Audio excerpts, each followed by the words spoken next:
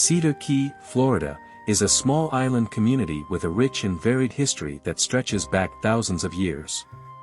Located on the Gulf Coast in Levy County, it is part of a cluster of islands known as the Cedar Keys, named for the eastern red cedar trees, Juniperus virginiana, that once thrived in the area. The city itself is primarily situated on Way Key, about 3 miles from the mainland, and has evolved from a bustling port to a quiet haven for artists, fishermen, and tourists.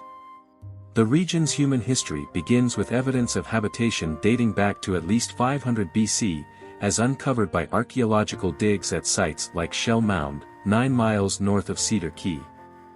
This 28-foot-tall mound, composed of shellfish remains, hints at the presence of indigenous peoples, possibly the Timucua or related tribes, who lived off the abundant coastal resources. Artifacts such as arrowheads and spear points from the Palea period, some 12,000 years old, have been found, and a 2,000-year-old skeleton discovered in 1999 further attests to this ancient occupation.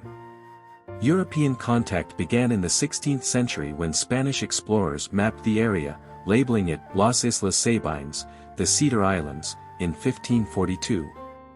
By the 17th century, diseases introduced by Europeans had decimated much of the native population, and surviving tribes were later absorbed into the Seminole Nation or displaced.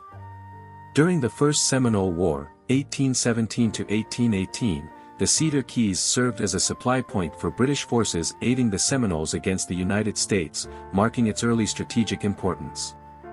In the 19th century, Cedar Key emerged as a significant settlement. After the Second Seminole War ended in 1842, Augustus Steele, a New Englander, purchased Depot Key, later renamed Etsina Odie Key, and established the first organized white settlement. He set up the Cedar Key Post Office in 1845, laying the groundwork for growth.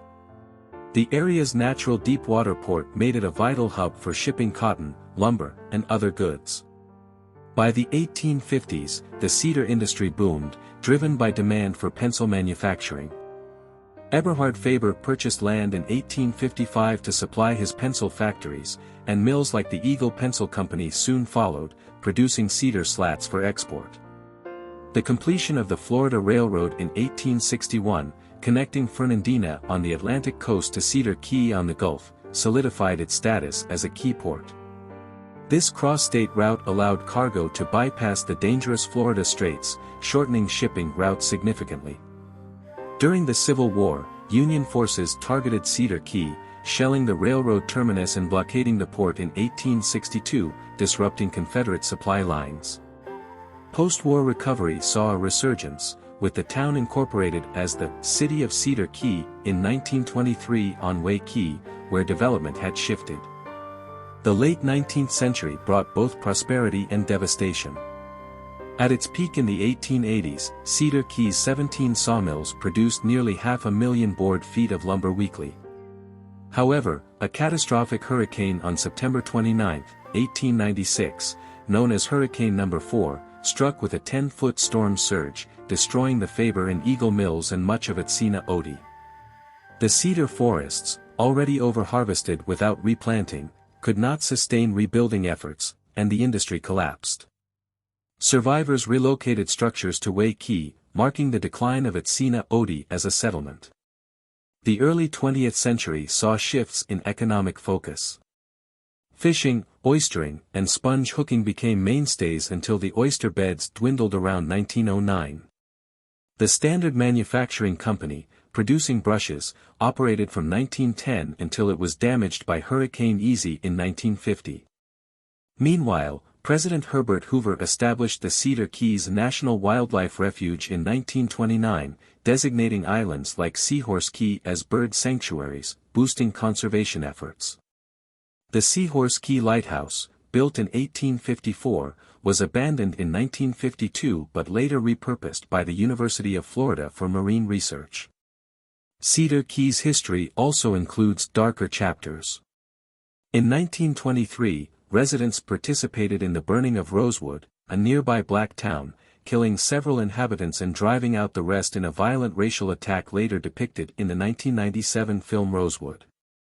This event coincided with a sharp decline in Cedar Key's black population between 1930 and 1940, suggesting a broader expulsion of black residents, whose labor had once built the railroad and sustained early industries.